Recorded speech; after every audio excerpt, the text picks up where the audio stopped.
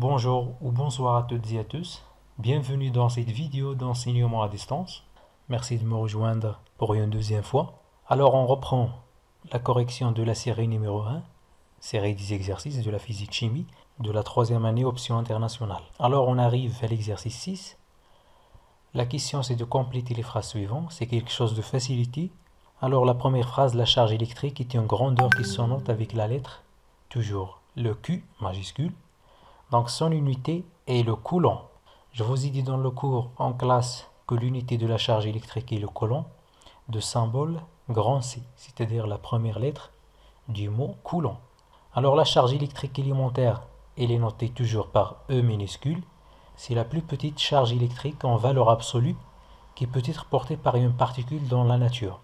Donc sa valeur, c'est-à-dire elle vaut 1,6 fois 10 à la puissance moins 19 coulombs. Alors le noyau est situé toujours au centre de l'atome, c'est-à-dire à l'intérieur de l'atome, et porte des charges qui sont toujours positives.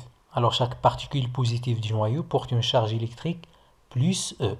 Alors ce qui est super important de connaître pour vous, c'est que le noyau a une charge positive, et elle est notée toujours plus E, de valeur plus 1,6 fois 10 à la puissance moins 19.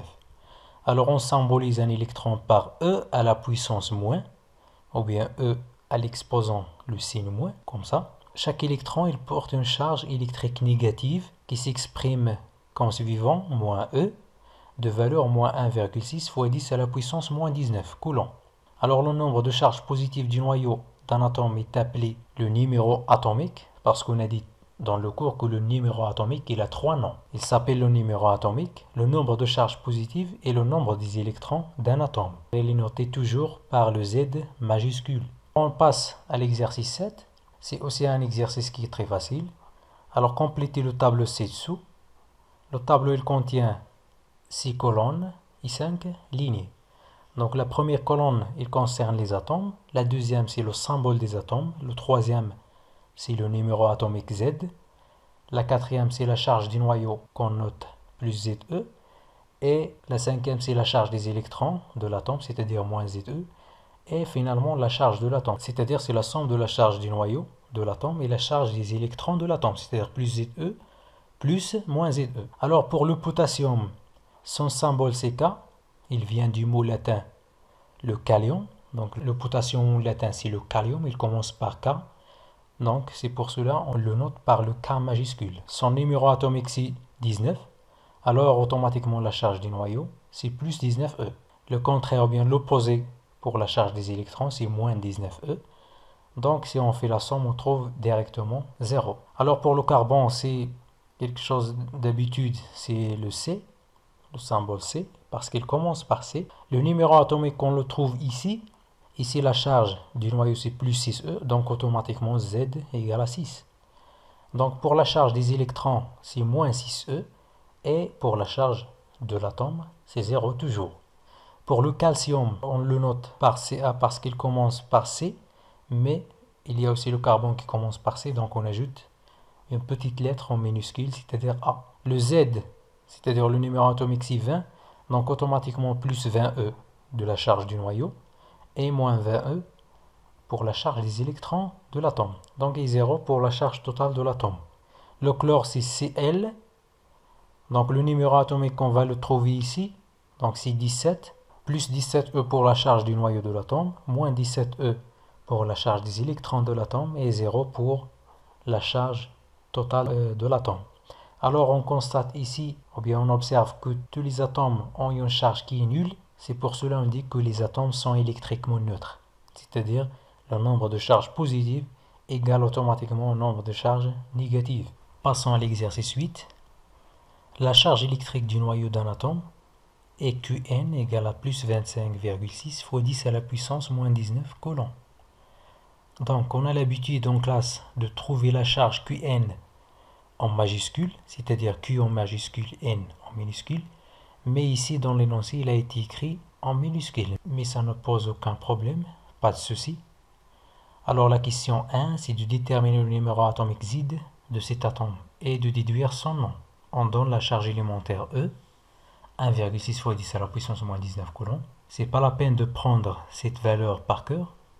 parce qu'on la trouve toujours dans les données de l'exercice. Et on a donné aussi un tableau qui contient des atomes et leur numéro atomique Z.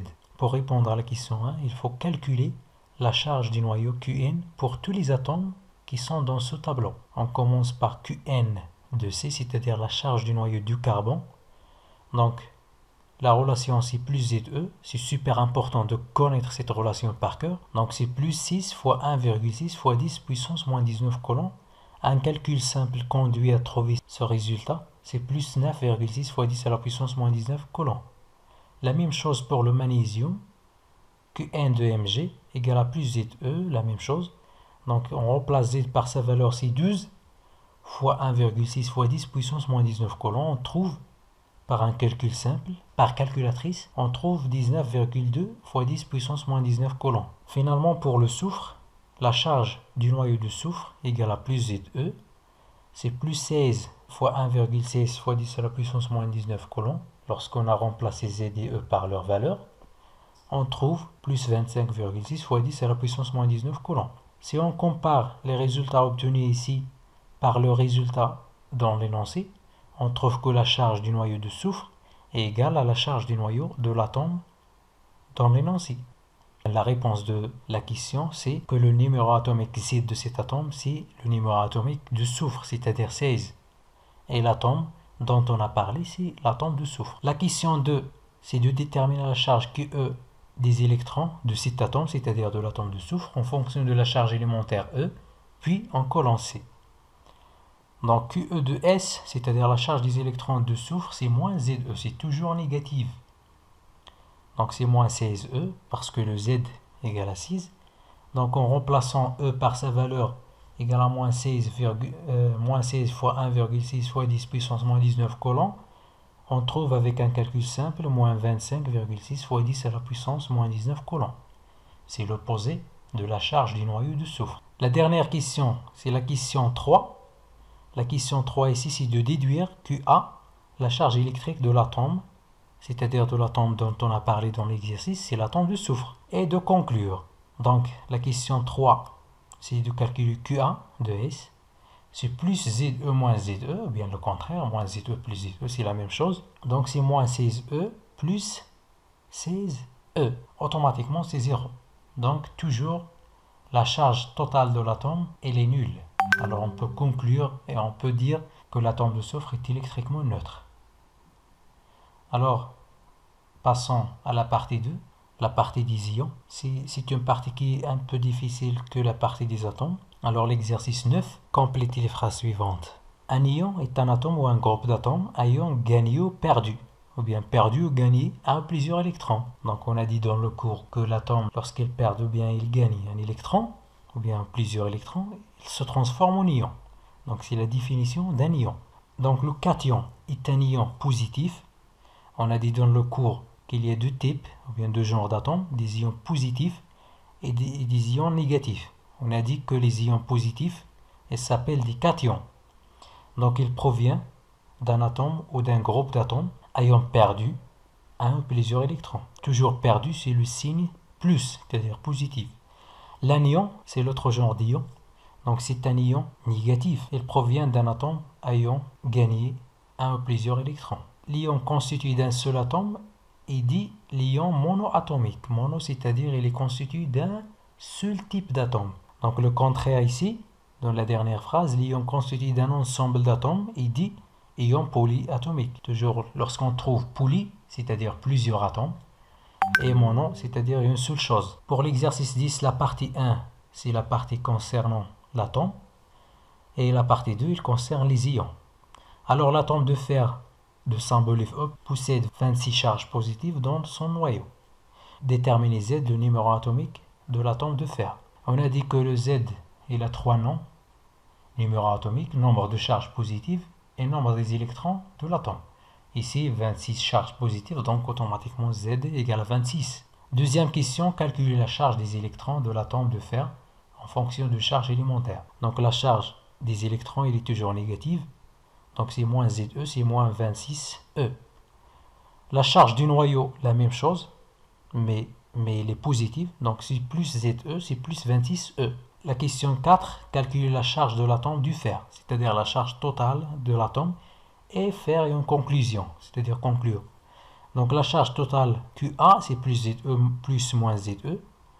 C'est la charge totale des électrons plus la charge totale des noyaux, plus 26E plus moins 26E, c'est-à-dire 0. On peut conclure et dire que l'atome du fer, le symbole Fe, est électriquement neutre. La deuxième partie de l'exercice, il concerne l'ion de fer. Alors lors d'une transformation chimique, l'atome du fer, il perd 2 électrons. Écrire la formule chimique de l'ion formé. On a dit que l'atome, donc ici il perd 2 électrons, c'est-à-dire il devient un ion positif. Pour écrire la formule chimique, on écrit toujours premièrement le symbole de l'atome, Fe, et on ajoute un exposant, le nombre des électrons perdus ou gagnés, avec le signe plus et moins. Ici perdu, c'est-à-dire plus. Donc Fe de plus. La question 6. Calculer la charge des électrons de l'ion de fer en fonction de la charge élémentaire E. Donc pour calculer la charge des électrons de l'ion, il faut calculer d'abord le nombre des électrons de l'ion. On a dit que l'atome de fer il possède 26 électrons et il perd 2. Donc il reste 24 électrons. Donc pour calculer la charge des électrons de l'ion, on la note QEI, c'est-à-dire la charge Q des électrons E de l'ion I. Donc égal à moins 24E. Calculer la charge du noyau de l'ion. Donc on a dit dans le cours que le noyau, lors d'une transformation, elle reste inchangée. Donc la charge QNI, c'est-à-dire la charge du noyau de l'ion, égale à plus 26E. C'est la même chose que l'atome. Donc la question 8 et la dernière question de cet exercice, c'est de calculer la charge de l'ion de fer 2 en fonction de la charge élémentaire, puis en coulomb. On a 2 méthodes pour calculer la charge de l'ion. Soit on fait la somme de la charge des électrons de l'ion et la charge du noyau de l'ion, et on trouve que QE égale à QEI plus QNI, donc c'est plus 26E plus moins 24E, elle reste plus 2E. Donc la charge de l'ion Fe de plus, c'est plus 2E en fonction de E. Mais en fonction de Coulomb, on va remplacer le E par sa valeur. C'est plus 2 fois 1,6 fois 10 puissance moins 19 Coulomb. Par un calcul simple, on trouve plus 3,2 fois 10 puissance moins 19 Coulomb. Il y a une autre méthode, soit en regardant tout simplement l'ion Fe de plus, on trouve en exposant, c'est-à-dire la puissance 2 plus, c'est-à-dire la charge de l'ion, c'est plus 2, et on ajoute le E, c'est-à-dire la charge. Alors voilà la situation de l'exercice l'avant-dernier, c'est l'exercice 11. Donc on a ici des ions à classer sur le tableau, mais avant de commencer, faisons un petit rappel sur le type des ions. Alors j'ai déjà mentionné dans le cours qu'il y a 2 types d'ions, cations et anions. Les cations ce sont des ions positifs, et par contre les anions sont négatifs. Mais il y a aussi une autre classification des ions en ions monoatomiques, c'est-à-dire qu'ils sont composés en un seul type d'atome, et polyatomiques, ceux qui ont formé de plusieurs types d'atomes, c'est-à-dire 2 atomes ou plus. C'est exactement la composition du tableau. Ions monoatomiques, ions polyatomiques, cations et anions. Alors commençons notre réponse. Jetant un coup d'œil sur le fer 3, Fe3+, on observe bien que sa charge est positive et elle est formée d'un seul type d'atome, donc c'est un cation monoatomique. Pour l'ion nitrate, on observe bien que sa charge est négative et il est formé d'un atome d'azote et 3 atomes d'oxygène, donc c'est un anion polyatomique. Pour l'H3 ou plus, c'est l'ion d'hydrogène, sa charge est positive, donc c'est un cation, mais il est formé de 2 types d'atomes, 3 atomes d'hydrogène et un seul atome d'oxygène, donc c'est un cation polyatomique. Pour Hg+, c'est l'ion d'argent, sa charge est positive, donc c'est un cation, mais il est composé d'un seul type d'atome, c'est l'atome d'argent, donc c'est un cation monoatomique. La même chose pour Cu2+, l'ion cuivre 2. Pour l'ion bicarbonate, sa charge est négative, donc c'est 3- négative. Il est composé de 3 types d'atomes, l'atome d'hydrogène et carbone et oxygène. Donc c'est un anion polyatomique. Le dernier c'est l'ion fluorure, donc sa charge est négative, donc c'est un anion, mais il est formé d'un seul type d'atome, c'est l'atome de fluor de symbole F. Donc c'est un anion monoatomique. Et voilà, nous sommes arrivés au dernier exercice, c'est l'exercice 12. Alors voilà la situation de l'exercice. L'atome d'oxygène se transforme en ion O2-. La première question c'est d'expliquer cette transformation en utilisant le modèle de l'atome d'oxygène. Pour la deuxième, c'est de calculer la charge de l'ion d'oxygène au coulomb. On donne la valeur de la charge élémentaire et le numéro atomique de l'atome d'oxygène égale à 8. Alors commençons par la première question. Expliquer cette transformation en utilisant le modèle de l'atome d'oxygène. Alors on voit ici tout simplement que l'ion d'oxygène il a une charge négative. Alors on déduit que l'atome d'oxygène a gagné 2 électrons pour qu'il devienne ion. Alors l'atome d'oxygène a gagné 2 électrons et il devient un ion d'oxygène. Mais on va utiliser le modèle de l'atome d'oxygène pour expliquer ces transformations. Donc voilà la situation. Voilà l'atome d'oxygène qui contient 8 charges positives dans son noyau et 8 charges négatives qui tournent autour du noyau, c'est-à-dire 8 électrons. Alors l'atome d'oxygène, il est électriquement neutre. Voilà sa charge totale égale à 0. Donc son symbole c'est O. Donc l'atome d'oxygène, lorsqu'il gagne 2 électrons, il se transforme en ion d'oxygène. Dans son noyau, il y a 8 charges positives. Parce qu'on a déjà dit dans le cours que lors d'une transformation d'un atome en un ion, le noyau reste inchangé. Rien ne se passe pour le noyau. Mais les électrons, ils sont ici au nombre de 10, c'est-à-dire 8 plus 2, parce que l'atome d'oxygène a gagné 2 électrons. Donc il devient un ion de charge moins 2, et sa formule chimique c'est O2-. Donc voilà la situation de transformation. Pour la question 2, c'est de calculer la charge de l'ion. Donc pour la charge de l'ion, O2-, c'est comme suivant, on regarde, on la trouve ici dans l'exposant de l'ion. Donc la puissance de O, on trouve 2-, c'est-à-dire la charge QI de l'ion, c'est moins 2E. Donc c'est moins 2 fois 1,6 fois 10 puissance moins 19 coulombs. On n'a rien fait, c'est tout simplement de remplacer E par sa valeur. La valeur de E, elle a été donnée dans l'énoncé de l'exercice. Donc par calcul, on trouve moins 3,2, 10 puissance moins 19 coulombs. Et voilà, on se retrouve pour une nouvelle vidéo et à bientôt.